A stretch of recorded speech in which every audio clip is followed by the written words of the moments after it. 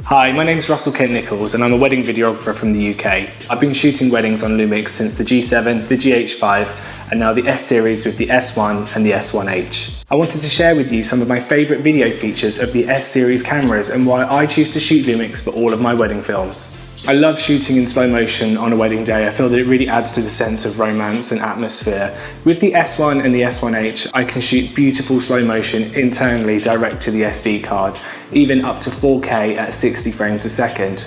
There's a huge variety of bit rates and frame rates to choose from when using these cameras, and I love how the image doesn't look too digital. It looks really natural and organic.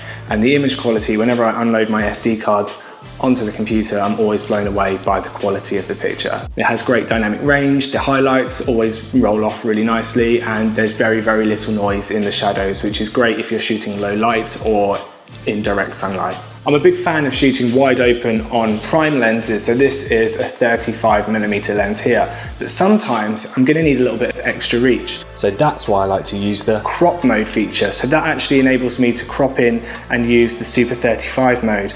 That basically turns my 35mm into around a 50mm. So sometimes at weddings when I can't physically get closer to the subject, I can actually crop in with the press of a button, and then I'm basically using two prime lenses in one. I tend to shoot mostly with my camera on a gimbal, but there are times when I want to go handheld. So I can just slide the camera straight off of the gimbal and enable the in-body stabilization.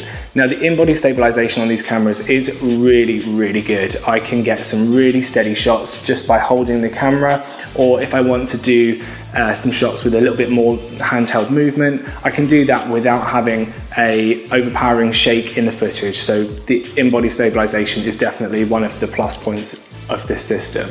Sometimes when you're shooting live events such as weddings,